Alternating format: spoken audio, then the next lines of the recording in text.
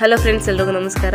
ಜಿಲ್ಲಾ ಕಾನೂನು ಸೇವೆಗಳ ಪ್ರಾಧಿಕಾರ ಕಲಬುರಗಿಯಲ್ಲಿ ಕಾನೂನು ಅಭಿರಕ್ಷಕ ಕಚೇರಿಯಲ್ಲಿ ಸಹಾಯಕ ಅಥವಾ ಗುಮಾಸ್ತ ಒಂದು ಹುದ್ದೆಗೆ ಗುತ್ತಿಗೆ ಆಧಾರದಲ್ಲಿ ತಾತ್ಕಾಲಿಕ ಅವಧಿಗೆ ಭರ್ತಿ ಮಾಡಲು ಅರ್ಜಿಗಳನ್ನು ಇಲ್ಲಿ ಆಹ್ವಾನಿಸಿದ್ದಾರೆ ಅಂತ ಹೇಳ್ಬೋದು.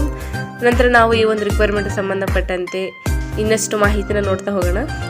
ನೋಡಿ, ಹುದ್ದೆ ಹೆಸರು ಆಡಳಿತ ಸಹಾಯಕ ಅಥವಾ ಗುಮಾಸ್ತ ಹುದ್ದೆಗೆ ಒಂದು ವೇಕೆನ್ಸಿ ಕನ್ಫರ್ಮ್ ಮಾಡಿದ್ದು. ಇವರೊಂದು ವೇತನ ಶ್ರೇಣಿ legal aid defence council modified scheme 2022 ಪ್ರಕಾರ ನಿಮಗೆ ಮಾಸಿಕ ವೇತನವನ್ನು ಇವರು ನಿಮಗೆ ನಿಗದಿಪಡಿಸ್ತಾರೆ. ನಂತರ ವಿದ್ಯಾರ್ಥಿನ ನೋಡೋದಾದ್ರೆ, ಆಡಳಿತ ಸಹಾಯಕ ಅಥವಾ ಗುಮಾಸ್ತ ಹುದ್ದೆಗೆ ಸರ್ಕಾರದಿಂದ ಮಾನ್ಯತೆಗೊಂಡಂತಹ ಯಾವುದೇ ವಿಶ್ವವಿದ್ಯಾನಿಲಯದಿಂದ ಪದವಿಯನ್ನು ಪಡೆದಿರಬೇಕು. ನಂತರ ಕಂಪ್ಯೂಟರ್ ನಿರ್ವಹಣೆ ಹಾಗೂ ಅದರ ಮೂಲಕ ಕೆಲಸ ಮಾಡುವ ಕೌಶಲ್ಯ ಹೊಂದಿರಬೇಕು. ಉತ್ತಮ ಟೈಪಿಂಗ್ ಕೌಶಲ್ಯ ಹೊಂದಿರಬೇಕು. ಉಕ್ತ ಲೇಖನ ತೆಗೆದುಕೊಳ್ಳುವ ಸಾಮರ್ಥ್ಯ ಹೊಂದಿರಬೇಕು. ಕಚೇರಿ ಕಡತಗಳನ್ನು ನಿರ್ವಹಿಸುವ ಜ್ಞಾನವನ್ನು ಹೊಂದಿರಬೇಕು. ಪ್ರಾಧಿಕಾರದಲ್ಲಿ ಕಾರ್ಯನಿರ್ವಹಿಸಲು ಆಸಕ್ತಿ ಹೊಂದಿರಬೇಕು ಅಂತ ತಿಳಿಸಿದರು. ಸೊ ಎಷ್ಟು ಅರ್ಹತೆಗಳಿರೋರು ನೀವು ಅಪ್ಲಿಕೇಶನ್ ಹಾಕಲಿಕ್ಕೆ ಅರ್ಹರಾಗಿರ್ತೀರ. ನಂತರ ಕೆಲವು ಇಂಪಾರ್ಟೆಂಟ್ ಡೇಟ್ಸ್ಗಳನ್ನ ನಾವು ನೋಡ್ತಾ ಹೋಗೋದಾದ್ರೆ, ಅರ್ಜಿ ಸಲ್ಲಿಸಲು ಪ್ರಾರಂಭ ದಿನಾಂಕ 14/10/2025 ಇದರೊಂದು ಅಪ್ಲಿಕೇಶನ್ ಡೇಟಿಂಗ್ ಓಪನ್ ಆಗಿದ್ದು, ಅರ್ಜಿ ಸಲ್ಲಿಸಲು ಕೊನೆಯ ದಿನಾಂಕ 25/10/2025 ಅರ್ಜಿ ಸಲ್ಲಿಸಲು ಕೊನೆಯ ದಿನಾಂಕ ಆಗಿರುತ್ತೆ.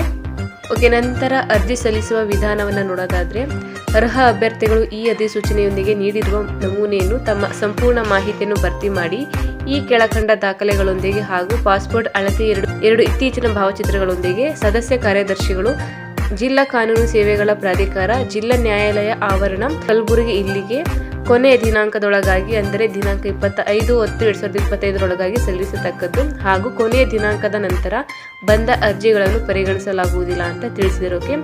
ನಂತರ ನೀವು ಅರ್ಜಿಗಳೊಂದಿಗೆ ಯಾವ ಡಾಕ್ಯುಮೆಂಟ್ಸ್ಗಳು ನೀವು ಕಳಿಸಬೇಕು ಅಂತ ನೋಡೋದಾದ್ರೆ, SSLC ಅಂಕಪಟ್ಟಿ, ಪದವಿ ವಿದ್ಯಾರ್ಥಿ ಅಂಕಪಟ್ಟಿ, ಪ್ರೌಢ ದರ್ಜೆಯಲ್ಲಿ ಕನ್ನಡ ಮತ್ತು ಇಂಗ್ಲಿಷ್ ಬೆರಳಚ್ಚು ಪ್ರಮಾಣ ಪತ್ರ, ಕಂಪ್ಯೂಟರ್ ಜ್ಞಾನ ಹೊಂದಿರುವ ಪ್ರಮಾಣ ಪತ್ರ, ಆಧಾರ್ ಕಾರ್ಡ್ ಅಥವಾ ಚುನಾವಣಾ ಗುರುತಿನ ಪತ್ರ ಅಥವಾ ವಾಹನ ಚಲನ ಪತ್ರ. ಇದು ವಿಳಾಸದ ಗುರುತಿಗಾಗಿ ನೀವು ಇಷ್ಟು ಒಂದು ಡಾಕ್ಯುಮೆಂಟ್ಸ್ಗಳನ್ನ ನೀವು ಅಟ್ಯಾಚ್ ಮಾಡಿ ಕಳಿಸ್ಬೇಕಾಗುತ್ತೆ. ನಂತರ ನೇಮಕಾತಿ ವಿಧಾನವನ್ನು ನೋಡೋದಾದ್ರೆ, ಆಡಳಿತ ಸಹಾಯಕ ಗುಮಾಸ್ತ ಹುದ್ದೆಗೆ ಸಂಬಂಧಿಸಿದಂತೆ ಕೌಶಲ್ಯ ಪರೀಕ್ಷೆ, ಬೆರಳಚ್ಚು ಪರೀಕ್ಷೆ ಅಥವಾ ಕನ್ನಡ ಮತ್ತು ಇಂಗ್ಲಿಷ್ನಲ್ಲಿ ತಲಾ 10 ನಿಮಿಷಗಳ ಉತ್ಕಲೇಖನಕ್ಕೆ ಬೆರಳಚ್ಚು ಮಾಡುವ ಪರೀಕ್ಷೆಯಲ್ಲಿ ಗಳಿಸುವ ಅಂಕಗಳ ಆಧಾರದ ಮೇಲೆ ಹಾಗೂ ಸಂದರ್ಶನದಲ್ಲಿ ಗಳಿಸುವ ಅಂಕಗಳ ಆಧಾರದ ಮೇಲೆ ಕಂಪ್ಯೂಟರ್ ಮತ್ತು ಬೆರಳಚ್ಚು ನಿಖರತೆ ಮತ್ತು ನೈಪುಣ್ಯತೆ ಆಧರಿಸಿ ನೇಮಕಾತಿಯನ್ನು ಮಾಡಿಕೊಳ್ಳಲಾಗುವುದು ಅಂತ ತಿಳಿಸಿದ್ರು. ಸೊ ಇದರ ಒಂದು ಆಧಾರದ ಮೇಲೆ ನಿಮ್ಮ ಒಂದು ನೇಮಕಾತಿಯನ್ನು ಇವರು ಮಾಡ್ಕೋತಾರೆ ಅಂತ ಹೇಳ್ಬೋದು.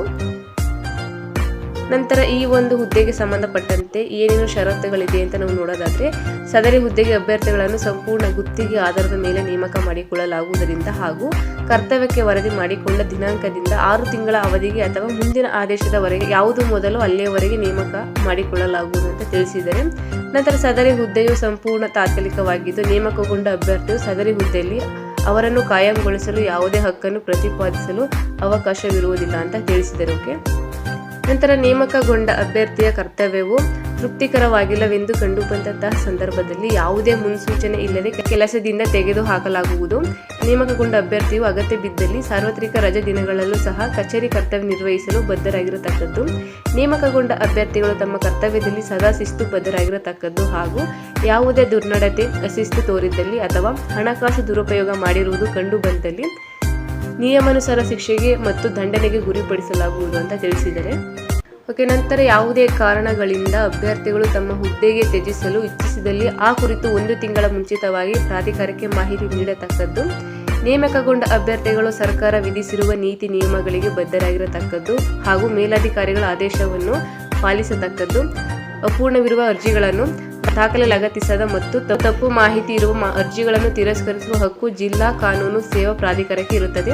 ವಿಶೇಷ ಸೂಚನೆ ನೋಡೋದಾದ್ರೆ, ಅರ್ಹ ಅಭ್ಯರ್ಥಿಗಳಿಗೆ ಮೌಖಿಕ ಸಂದರ್ಶನದ ದಿನಾಂಕವನ್ನು ದೂರವಾಣಿ ಸಂದೇಶ ಅಥವಾ ಇಮೇಲ್ ಸಂದೇಶದ ಮೂಲಕ ನಿಮಗೆ ಮಾತ್ರ ಕಳುಹಿಸಲಾಗುವುದು ಅಂತ ತಿಳಿಸಿದ್ದಾರೆ. ಇದು ಅರ್ಜಿ ನಮೂನೆಯಾಗಿರುತ್ತೆ. ಇದನ್ನ ನೀವು ಡೌನ್ಲೋಡ್ ಮಾಡಿಕೊಂಡು ಇದನ್ನ ಭರ್ತಿ ಮಾಡಿ ನಾನು ಆಗಲೇ ಹೇಳಿದಂಥ ಎಲ್ಲ ಡಾಕ್ಯುಮೆಂಟ್ಗಳೆಲ್ಲ ಇದ್ರ ಜೊತೆಗೆ ನೀವು ಅಟ್ಯಾಚ್ ಮಾಡಿ ನೀವು ನಾನು ಹೇಳಿದಂಥ ವಿಳಾಸಕ್ಕೆ ನೀವು ತಲುಪಿಸಬೇಕಾಗುತ್ತೆ. ಮತ್ತು ಇದರ ಒಂದು ಅರ್ಜಿ ನಮೂನೆಯ ಲಿಂಕನ್ನು ನಾನು ಈ ಒಂದು ವಿಡಿಯೋ ಡಿಸ್ಕ್ರಿಪ್ಷನ್ಗೆ ಕೊಟ್ಟಿರ್ತೀನಿ. ಸೊ ಇಂಟ್ರೆಸ್ಟ್ ಇರೋರು ನೀವು ಕ್ಲಿಕ್ ಮಾಡಿ ಅರ್ಜಿ ನಮೂನೆಯನ್ನು ಡೌನ್ಲೋಡ್ ಮಾಡಿಕೊಂಡು ನೀವು ಭರ್ತಿ ಮಾಡಿ ಕಳಿಸ್ಬೋದು.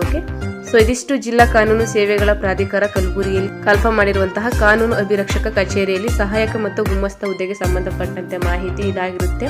ಸೊ ಇಂಟ್ರೆಸ್ಟ್ ಇರೋರು ನೀವು ಅರ್ಜಿಯನ್ನು ಹಾಕ್ಬೋದಿಲ್ಲ, ನಿಮ್ಮ ಫ್ರೆಂಡ್ಸ್ಗೆ ಶೇರ್ ಮಾಡಿ, ಅವರು ಕೂಡ ಯೂಸ್ ಆಗುತ್ತೆ ಅಂತ ಹೇಳ್ತಾ ವಿಡಿಯೋ ಇಷ್ಟದಲ್ಲಿ ದಯವಿಟ್ಟು ಒಂದು ಲೈಕ್ ಮಾಡಿ, ಶೇರ್ ಮಾಡಿ, ಹಾಗೂ ಹೀಗೆ ಒಂದು ಹೆಚ್ಚಿನ ಜಾಬ್ ಅಪ್ಡೇಟ್ಸ್ಗಳಿಗಾಗಿ ನಮ್ಮ ಯೂಟ್ಯೂಬ್ ಚಾನಲ್ ಸಬ್ಸ್ಕ್ರೈಬ್ ಮಾಡಿ, ಸಪೋರ್ಟ್ ಮಾಡಿ ಫ್ರೆಂಡ್ಸ್.